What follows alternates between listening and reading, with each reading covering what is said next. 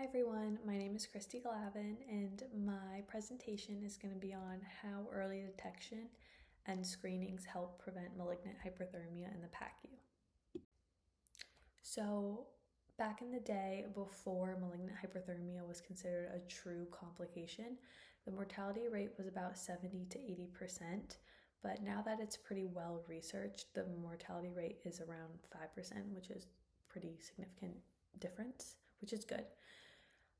It's considered a rare complication nowadays with early detection and screening processes.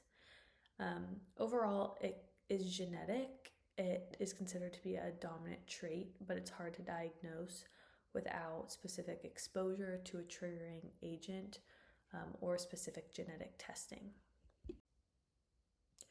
Patients undergoing elective procedures who are generally stable but still at risk for post-op problems are cared for by nurses in the PACU at outpatient surgical centers specifically regarding this issue. So to improve patient safety and outcomes, it requires research to lower the risk of malignant hyperthermia cases and encourage early identification.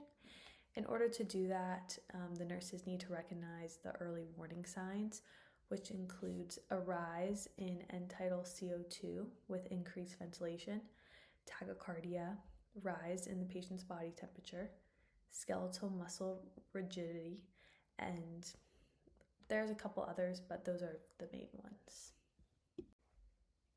For my pickout question, I did for population and PACU patients after anesthesia.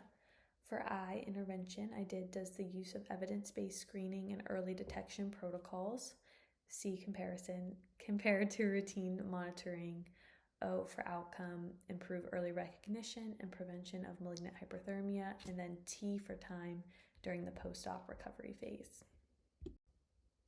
The specific keywords I used were malignant hyperthermia, PACU, and early detection. The search engines I used were Google Scholar, PubMed, and CINAHL. For inclusion criteria, I did peer-reviewed research done within the past 10 years. Exclusion criteria included non-PACU environments, the pediatric population, and inpatient settings. Overall, I found a total of 35 articles, but narrowed it down to just 10. Across the literature, malignant hyperthermia is considered a rare but deadly consequence of using specific anesthetics as well as acetylcholine. McDougall found that in his research, after analyzing 69 intraoperative MH cases, that hypercapnia and tachycardia seemed to be the most common initial indicators, emphasizing the importance of post-op monitoring for subtle changes that may signal a MH episode. These findings were also consistent with a different study whose systematic review reported that acetylcholine alone, without the use of other anesthetics, could trigger an MH episode, reinforcing that PACU nurses must remain alert for late presentations regardless of what was used for the anesthesia. Some recommendations include strengthening preoperative screening by adding targeted MH questions to the pre-op assessment and documenting known genetic risk factors, as well as going through standardized protocols, including an easily accessible MH crisis checklist, maintaining a fully stocked MH cart with dantrolene and emergency supplies, as well as mock MH codes quarterly to be prepared if anything were to happen. The key stakeholders I've included are PACU nurses, pre-op nurses, CRNAs, anesthesiologists, and surgeons. Each group holds a significant value and is able to help make changes in the PACU setting when it comes to preventing MH.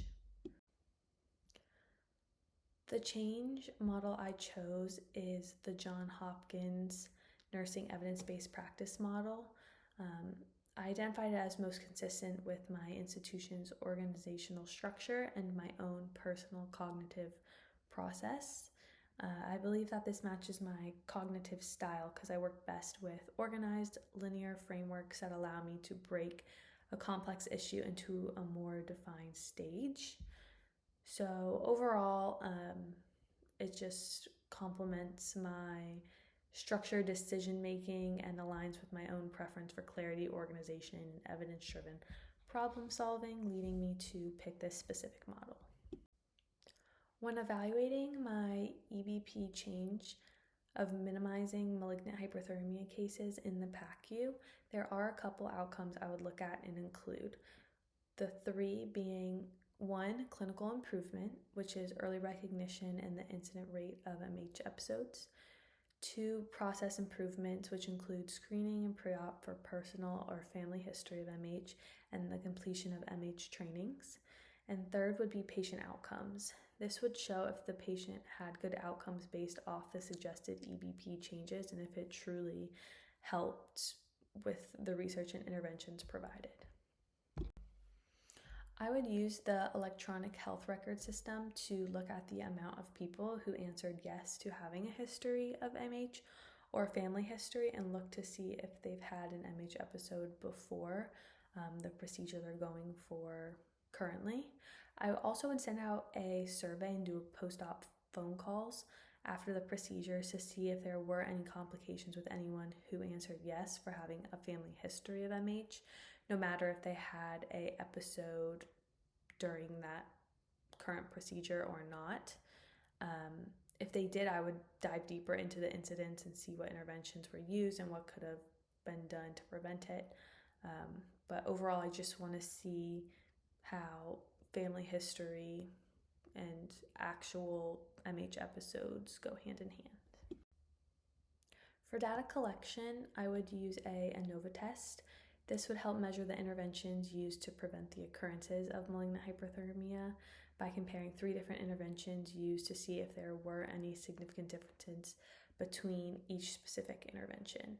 And the thing with the ANOVA test is there has to be at least 3 different interventions used to work with this test.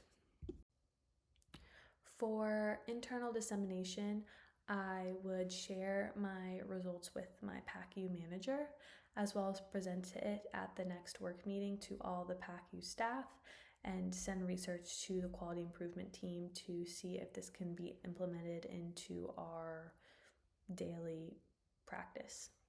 For external dissemination, I would submit research to a scholarly journal to possibly be published, as well as possibly present my findings at an AACN conference to reach a larger audience about this issue.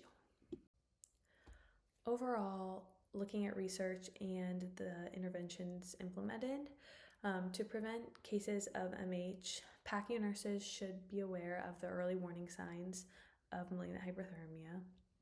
Pre-op screenings and testing should be done prior to the patient going into the procedure so that we know ahead of time.